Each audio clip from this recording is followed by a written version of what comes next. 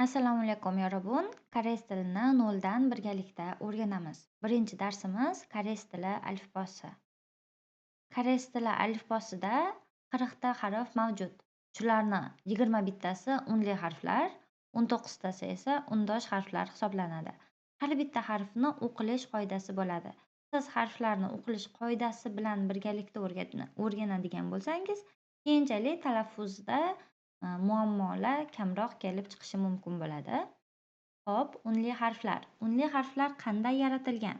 Unli harflar asosan 3 ta belgiga qarab yaratilgan.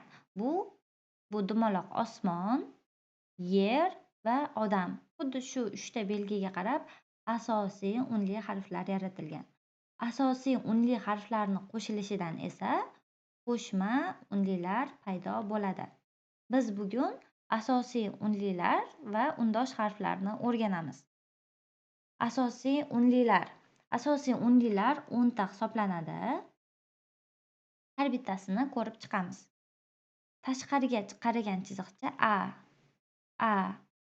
A. Yuqoridan pastga, chapdan o'ngga. A deb talaffuz qilinadi. Yuqoridan pastga, chapdan o'ngga. Ichkariga qaragan chiziqcha esa O. Yuqoridan pastga. Bitta chiziqcha esa I. Tashqariga qaragan ikkita chiziq. Ya. Tashqariga qaragan, ichkariga qaragan ikkita chiziq. Ichkariga qaragan ikkita chiziq. Yo. Yotgan chiziq.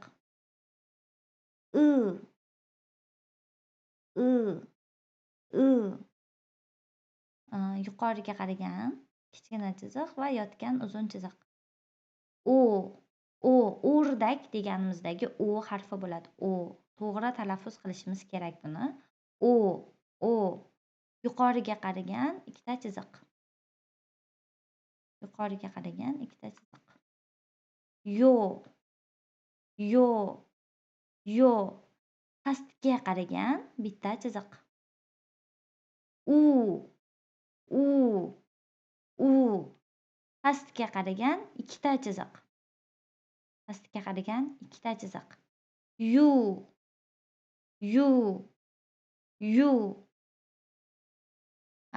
Demak, har bitta harflarimizni boshqatdan bitta-bitta o'qib chiqaman. A. O. I. Ya. Yo. O.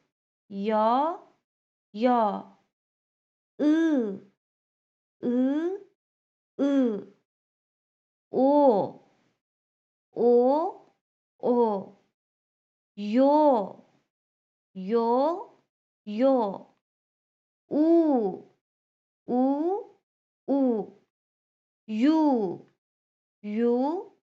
Yu. Har bitta harfimiz, unli harflarimiz bu joylashishiga qarab ham ikkita turga bo'linadi. Asosiy unli harflarimiz turgan unlilar va yotgan unlilarga bo'linadi. Turgan unlilar undosh harfga qo'shilganda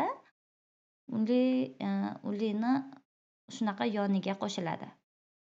Xuddi shunaqa unlini yoniga qo'shiladi. Yoniga qo'shiladi. Turgan unligimizni yoniga qo'shiladi. Yotgan unligimizni esa yuqori qismiga qo'shiladi. Xuddi shunaqa yuqori qismiga qo'shiladi.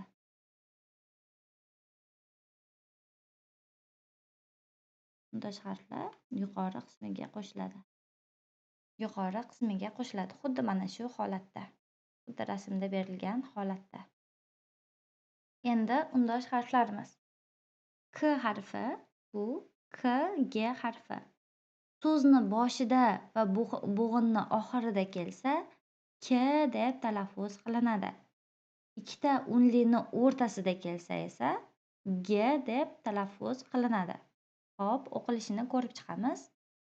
Ki, ka, kya, kyo, kyo, ki, ko, kyo, ku, kyu. Endi so'zda o'qilishini ko'rib chiqamiz. So'zni boshida k deb o'qiladi dedik. So'zni o'rtasida esa g bo'lib keladi dedik. Ko'gi, ko'gi, ko'gi. So'zni boshida k bo'lib keladi. So'zni o'rtasida g bo'lib keladi. Kagu, kagu, kagu. N harfi yuqoridan pastga, chapdan o'ngga. N harfi. Bu harfimiz har doim n deb o'qiladi. Bir xil o'qiladi. Talaffuz qilishini ko'rib chiqamiz. Ni, na, nya, no, nyo, ni, no, nyo, nu, nyu. So'zda o'qilishini ko'rib chiqamiz. Nuna, nuna, nun, nun. Keyingi harfimiz T D harfi. Chapdan yozilishi. Keyingi harfimiz T D harfi yozilishi. Chapdan o'ngga, yuqoridan pastga, chapdan o'ngga. So'z boshida va bo'g'in oxirida kelsa T deb talaffuz qilinadi.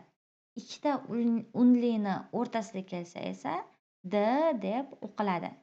Talaffuz qilishini ko'rib chiqamiz. Ti, ta, to, ti, to, tu. So'zda qanday o'qilishini ham ko'rib chiqamiz. Tari. So'zni boshida kelyapti, t bo'lib o'qilyapti. Tari. So'zni o'rtasida kelyapti, d bo'lib o'qiladi. Kido, kido.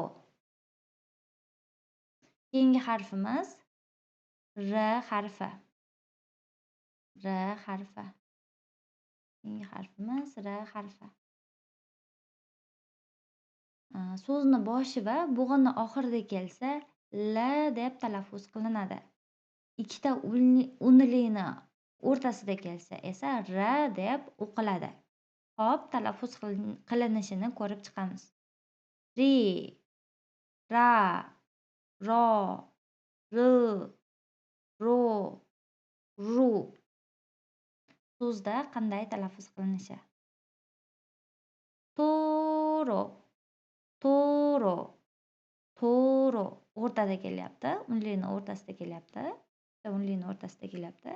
R deb talaffuz qilinadi. Toro. So'zni boshida kelyapti. Radio, ladio, ladio.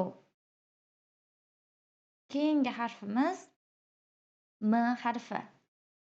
M harfi. M harfi. Bu harfimiz ham har doim M bo'lib o'qiladi. Har doim M deb o'qiladi. Talaffuz qilinishini ko'rib chiqamiz. Mi, ma, mo, mi, mo, mu.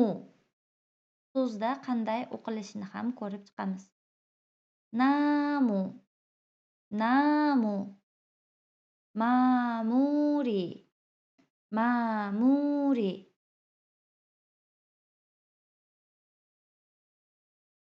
H harfi. H harfi. So'zni boshida va so'zni oxirida kelsa H deb talaffuz qilinadi. Ikkita unlini o'rtasida kelsa B deb talaffuz qilinadi. Xo'p, o'qilishini ko'rib chiqamiz. Ti, ha, ho, hi, ho, hu. So'zni boshida kelyapti. pa deb talaffuz qilinadi. So'zni o'rtasida kelyapti. So'zni o'rtasida kelyapti bu yerda. B deb talaffuz qilinadi. Pabo, pabo, pabo. Keyingi so'zimiz so'zni boshida kelyapti. P deb talaffuz qilinadi. Pinu, pinu.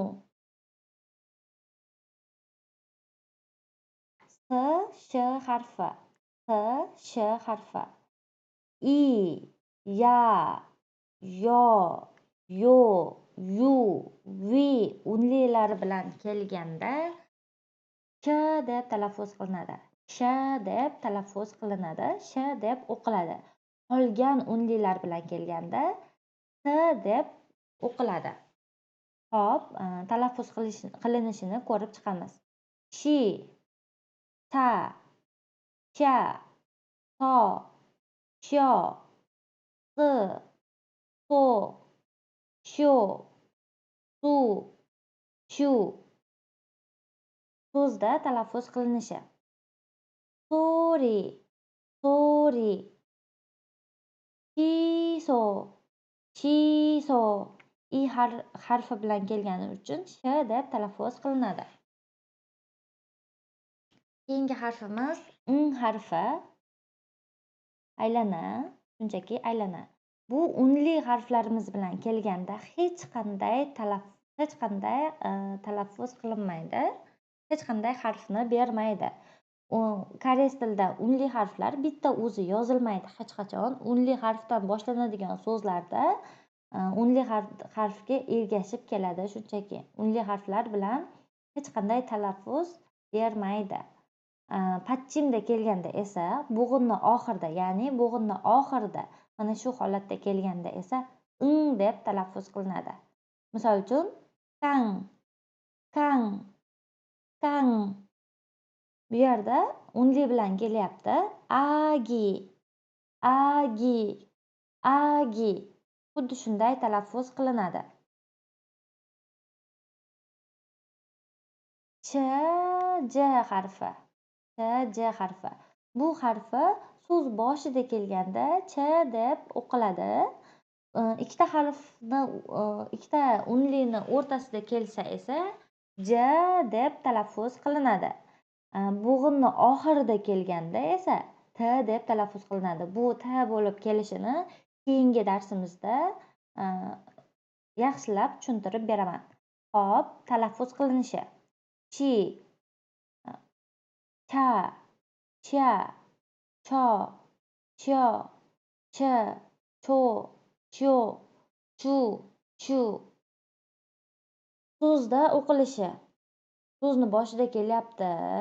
Ch deb o'qiladi. Chigu, chigu, chigu. So'zni o'rtasida kelyapti.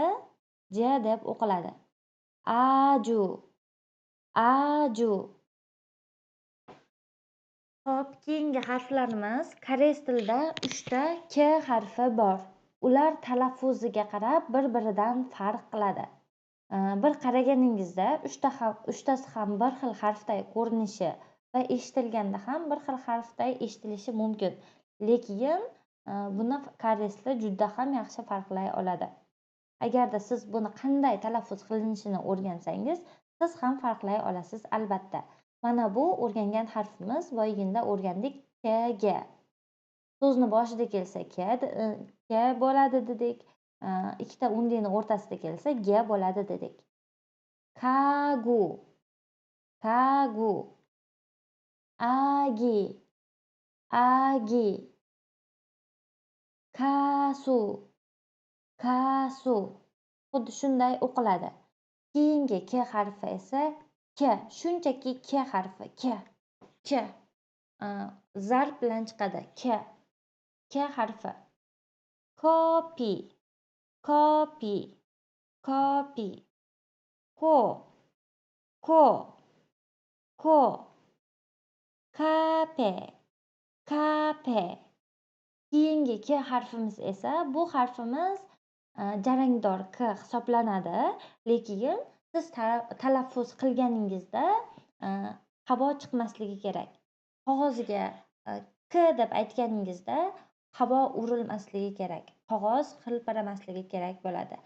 K bu tomog'ini o'zida to'xtab qolishi kerak bo'ladi.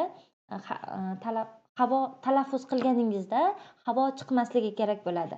K K K xuddi shunaqa talaffuz qilinadi. K K jarangdor bo'lib eshitiladi, lekin aytganingizda havo chiqmasligi kerak bo'ladi. Toki Toki Toki Koma Koma Koma Kachi Kaji Kaji Keyingi harflarimiz koreys tilida T harfi ham 3 ta. Ular ham xuddi talaffuzida bir-biridan farq qiladi. Biz birinchi o'rgangan harfimiz bu T, D harfi. T, D so'zni boshida kelsa T bo'ladi, ikkita unlini o'rtasida kelsa D deb talaffuz qilinadi dedik. Togu, Togu, Kido, Kido, Tari, Tari. Keyingi harfimiz T harfi. T. Bu har doim T bo'lib keladi. Har doim T. Shunchaki T. Toki. Toki. Tada. Tada. Tada. Tedo. Tedo. Keyingi harfimiz T. Jarangdor T. Xuddi boyaginga o'xshab, K ga o'xshab jarangdor aytiladi, lekin siz talaffuz qilganingizda havo chiqmasligi kerak. Taro, taro, taro, to, to, to, taogi, taogi, taogi. Koreys tilida P harfi ham 3 ta bor. 3 ta P harfi bor. Ular ham talaffuzda bir-biridan farq qiladi. Birinchi P harfimiz boyaginda o'rgandik, so'zni boshida bo'lsa P, ikkita unlini o'rtasida kelsa B deb talaffuz qilinadi dedik. Xo'p, so'zlarni ko'rib chiqamiz. Habo, habo, haguni, haguni. Keyingi harfimiz shunchaki P harfi. Shunchaki P harfi. Shunchaki P harfi. Ya'ni pado, pado, pama, pama, pari, pari. Keyingi harfimiz P. Bu ham boyaginga o'xshagan jarangdor P harfi. Jarangdor P eshitilishi mumkin, lekin aytayotganingizda havo chiqmasligi kerak. Parida, parida, parida. Poppo, poppo. Aytilishi sal qiyinroq, lekin yaxshilab harakat qilsangiz, albatta sizda ham xuddi shu tovush ham chiqadi. Talaffuz qila olasiz. Koreys tilida Ch harfi ham 3 ta. 3 ta Ch harfi bor. Ular ham talaffuz qilishiga qarab turib o'zgaradi. Ch so'zni boshida kelsa Ch, so'zni ikkita harfni o'rtasida, ikkita unlini o'rtasida kelsa J deb talaffuz qilamiz dedik. Chigu, chigu. Tada, tada. Keyingi harfimiz shunchaki Ch harfi. Ch harfi. Chuda, chuda. Chima, chima. Chuda, chuda. Keyingi harfimiz Ch. Ch jarangdor Ch harfi. Yuqorida ko'rgan harflarimizga o'xshab jarangdor eshitiladi, lekin talaffuz qilganimizda havo chiqmasligi kerak bo'ladi. Ch, ch, ch. So'zlarni ko'rib chiqamiz. Tada, tada. Chige, chige. yochuda, yochuda, yochuda. Xuddi shu holatda talaffuz qilinadi. Koreys tilida sh harfimiz ham ikki xil holatda bo'ladi. Oddiy sh va jarangdor sh. Oddiy sh harflarimiz boyaginda o'rganganimizdek 6 ta undli harf bilan kelganda sh harfi deb talaffuz qilinadi. Boshqa undlilar bilan kelsa s deb talaffuz qilinadi. O'qib chiqamiz. Hada, hada, hoda, hoda, so'pa, so'pa. S, ch harflarimiz ham jarangdor harflar, lekin ishlatilishi bir xil bo'ladi. 6 ta undli bilan kelganda sh bo'lib o'qiladi. Qolgan undlilar bilan kelsa s harfi bo'lib keladi. Hop, o'qilishini ko'rib chiqamiz. Sida, sida, sida. Jarangdor eshitilishi kerak, lekin havo chiqmasligi kerak. Siregi, siregi, siregi. Shi, shi, shi. Keyingi harfimiz h harfi. Koreys tilida yumshoq h bo'ladi faqat, qattiq h bo'lmaydi. Yumshoq aytiladi. Ba'zi bir holatlarda h harfi tushib qoladigan holatlar ham bo'ladi. Uni keyingi harf qoidalarini o'rganganimizda aytib beraman. Xo'p, o'qilishi. Hada, hada, hori, hori, ube, ube. Xuddi shunaqa holatda o'qiladi. Video darslik barchaga tushunarli va samarali, manfaatli bo'ldi degan umiddaman. Keyingi darslarda ko'rishguncha xayr. Kamsahamnida.